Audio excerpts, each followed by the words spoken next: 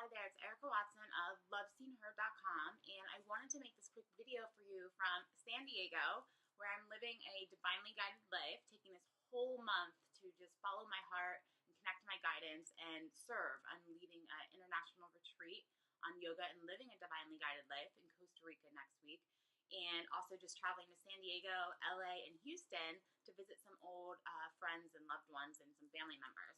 And along the way, I have some questions that I am looking for answers to, such as where's the next place I'm supposed to live, and who am I supposed to do my next retreat with, and a few other questions about my life that I'm sure I'm going to find some answers to along the way here.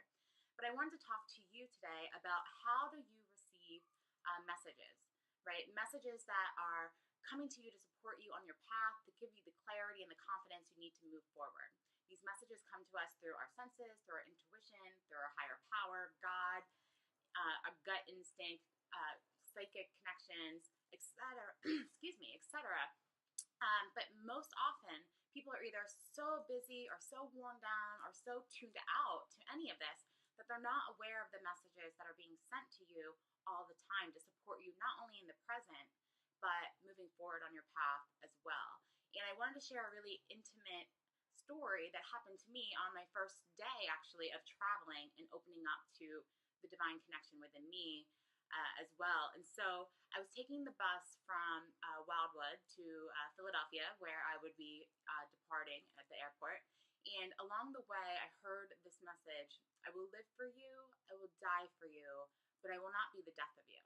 So, okay, we get like 80,000 thoughts a day, and most of them are from yesterday, and many of the thoughts go from one ear out to the other. But this one, I will live for you, I will die for you, but I will not be the death of you. Well, obviously that carries a lot of weight, right? It has a lot of charge around it. It's not something you just hear all the time. So one of the ways that I open up to my my intuition, or I have a deeper understanding and awareness of the messages I receive, is through my writing, my journaling. So I was like, all right, I have to write about this. So I take out my pen and I start writing, and I created a post about this on Facebook, but basically, so I will live for you, right? So what does this mean, I will live for you? When you are given a message of your truth, when you know there's something that you want, you desire, whether it's how you want to create an impact, or excuse me, a line of work you want to go, or the house you want to buy, or what it is you want to eat the next meal to be, whatever that truth is for you, are you willing to open to it? Are you willing to say, yes, this is my truth, despite what is going on around you or what other people tell you you should do or want or need? Excuse me, I'm a tickle. Are you willing to open up and really receive that and feel your worth of that truth? Well, yes, I am. I am willing to live for you. I am willing to die for you. Are you willing to die for yourself? Which means, are you willing to let go of all of the attachments of what you think you should do in order to be the good wife or the good daughter or the good mother or the good friend or the good employee? All the roles you've created for yourself, will you let that identity die? Will you let the logical thing and the rational thing, will you let that go so that you can actually move forward on your truth, on what you want to live for, your soul's journey and experience, right? Are you willing to die for that?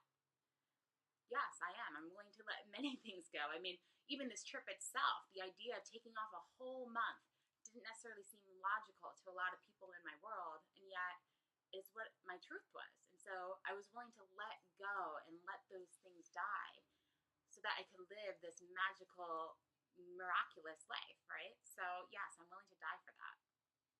But I will not be the death of you. So I sat with this. I will not be the death of you.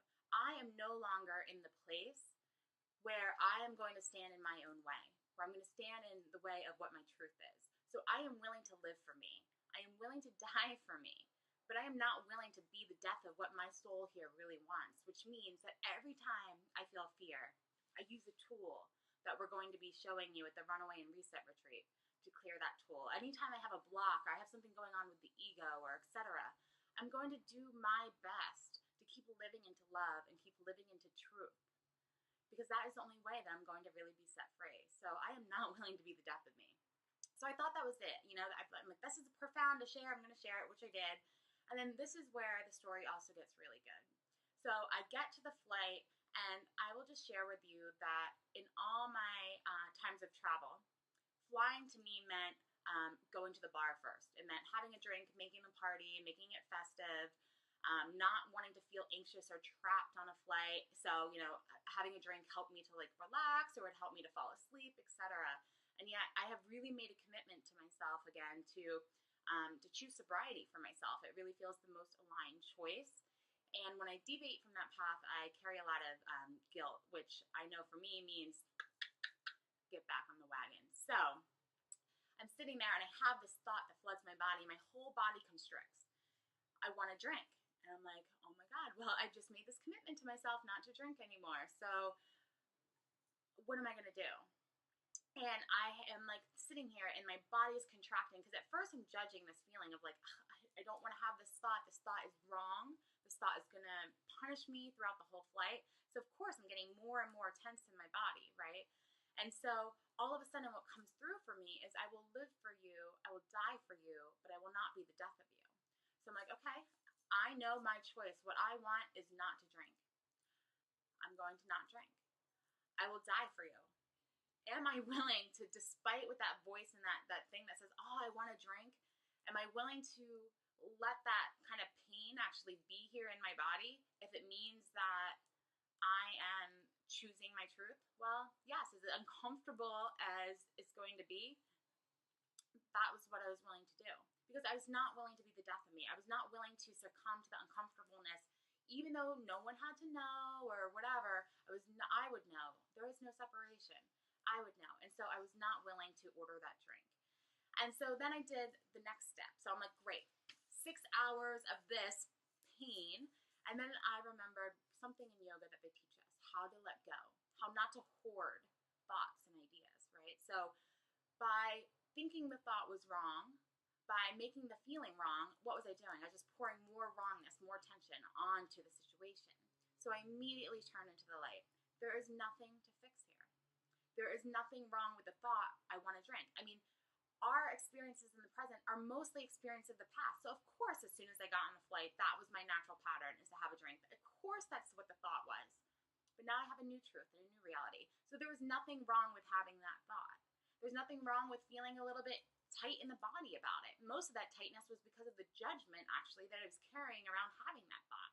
So as soon as I brought it into the light, as soon as I brought it into a space of love, that all of it dissipated. The tension in my chest melted, the thought even dissipated, and I didn't have a single desire to drink the rest of the 6 hours of the flight. And in fact, I had the best flight ever. I read over 100 pages, I knocked out 4 modules, and it just really goes to show you how the messages that I received earlier helped to support me in that moment of truth. When I was faced with myself and faced with this really uncomfortable moment, and faced with a thought that had to do with the past. Was I willing to live for me, or was I willing to be the death of me? And I wasn't. I was willing to die for me. And that is what I'm here to tell you, that we receive these messages all the time. And if we're not aware of them, sometimes when we come to these critical choices, we don't have the extra support, and it can be much easier to fall back into the old pattern, into the fear. So that's my message to you. If you want to learn more about opening to your own messages and living a divinely guided life, if you'd like more tools to make the process of living from fear into love easier, I invite you to come to Costa Rica with Renee and I October 10th through the 17th. There's still a week to get your ticket. And if you've been wondering if this retreat is right for you, this is your message. Come to Costa Rica. It's going to be amazing. You're going to walk away with a ton of tools that you've had experience in practicing for yourself so that you can continue to use these tools afterwards and live really with more ease and with more purpose and more confidence and clarity, and really with that sacred connection that is going to activate the miracles in your life and allow you to live a life that you truly love. So I also will share one more thing. Oh, and it's www.runawayandreset.com. One more thing. When I asked the angels like 3 weeks ago, when should I book my ticket? What came up for me was October 1st, a Thursday. So it would have made more sense to leave on a Saturday when I could have gotten a ride. It would have made more sense to leave on like a Tuesday when the fares might have been a little bit cheaper. But I decided to leave on the Thursday, and because that's what I've received. And sure enough, as I'm boarding the plane, I'm getting all of these messages and all of these pictures from people saying, you really picked a good time to leave because the whole emergency. And Governor Christie declared a state of emergency, and actually my town is underwater. And would I have been able to actually depart the day that I needed to get to my friend's wedding on Sunday? I don't know. So did I know there was a hurricane coming 3 weeks ago? No, but something did. So that's what it goes to show when you start listening to these messages, how you can escape chaos and really live in a path that is going to be supported so that you can fulfill the mission and the desires that you have for yourself. So thank you, angels. Thank you, everyone, for watching. And I'd just like to hear what you have to say about these moments, the messages in your life, and where you're at. So my heart is open to you. I'm always by your side. Much love, and I'll see you next time.